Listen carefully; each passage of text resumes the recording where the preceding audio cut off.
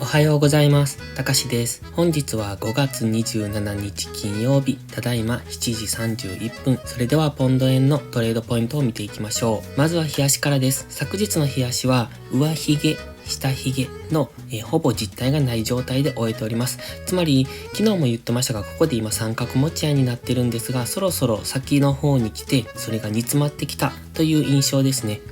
なので冷やし単位でももうどちらに行くのかわからないというような気迷い線になっております。インジケーターストキャスティクスは、今方向感がない状態。マクディに関しては上昇モメンタムを保っておりますので上抜けしそうというところですが、今 GMMA が上から覆いかぶさっているようにも見えますので上値も重く感じます。ので一度下抜けしてからの上昇になるのか、それともこのまま上昇していくのかというところですけれども、その辺が分かりにくくなっておりますので、本日も様子見かなとは考えております。現在はこの押し安値ですね、この上昇の押し安値を一旦下回ってきましたので、そこからの戻り売りをしようという人たちと、あと週足での押し目買いですね。週足では大きな上昇トレンドで、今ここで押し目をつけてここから上昇するのかというところで、その2つの人たちが今拮抗しているというそんな印象です。では4時間足です。今ここが三角持ち合いですね。この三角持ち合いの中のどちらに抜けるかというところがポイントなんですが、今それがだいぶ先の方に来て煮詰まってきている感じがします。現在4時間足では下落トレンド中ですね。高値を切り下げてきております。そして安値も更新してきておりますので、基本は下目線で下がっていくとは考えるんですが、今まで GMMA がずっと下向きになってきたものが今ずっとここで横ばいになってますので、今トレンドがない状態、つまり方向感がなくてどちらにでも行く、そんな状態になっております。冷やしでは GMMA がこの辺を通っておりますので、少し上値が重い印象ではあるんですが、4時間足、冷やしともに今はどちらに抜けるかがわからない状態ですので、どちらに抜けてもいい準備はしておきたいところ。そして三角持ち合いの場合は昨日もお話ししましたが、抜けた時、上に抜けた時は一旦戻しを待ってからのエントリー、同じように下に抜けた時は一旦戻しを待ってからのエントリーをするのがいいというところですね。で、上に抜けた場合、そこですぐに飛び乗ってしまうと完全に戻される場合、もしくは、このレンジ内に戻ってくる、それとも、上に一回抜けて騙しになって逆行してまた下に抜けていくということも考えられますので、しっかり抜けてそれが戻しを待ってから、そこから、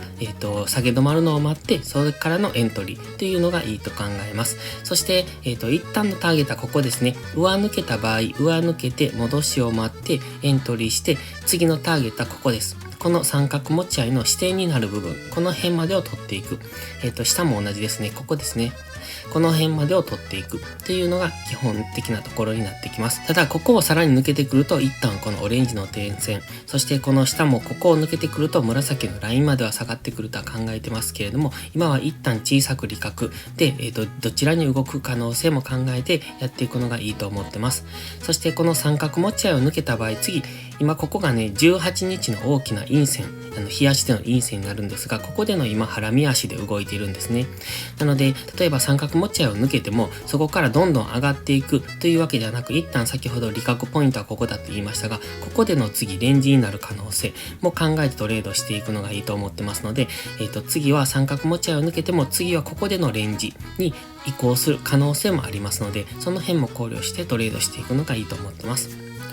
ただ今ストキャスティクスですね、ちょっと動きが変わってきたなと思ってます。今まで例えばここの高値、この安値、この高値、この安値を見ていただきますと、ここの高値はここですね。で、この安値はここ。そしてこの高値がここ。で、この安値がここ。っていう風にこのチャートの動きと綺麗に連動してきてるんですね。で、少し動きが小さくなったっていうのもあるんでしょうけれども、今ストキャスティクスが下まで下げ切らずに途中で、反転してきてますので、もしかしたらここで上抜ける可能性も考えておきたいところです。現在 GMMA が横ばいなんですが、そこにサポートされて上昇しそうな雰囲気にも見えますので、そこから一旦の上昇をしてくるようですと、ここから GMMA が上向きに変わってきます。そうなると上昇してもう一度戻しの下落があった時に GMMA にサポートされてもう一度上昇するようですと、ここを超えてくると考えますので、今はそんなイメージでしょうか。では1時間足です。4時間足のこの三角持ち合いを1時間足にも表しております。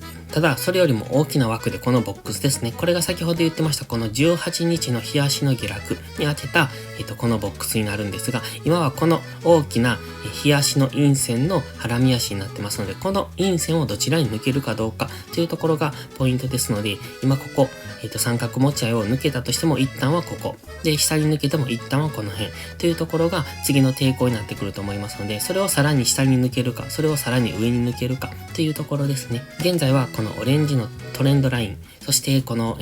三角持ち合いの上限付近のところにいますので、かなり上髭が出てきているのがわかります。で、ここから下落するのか、この GMMA、4時間足の GMMA もここに走ってますので、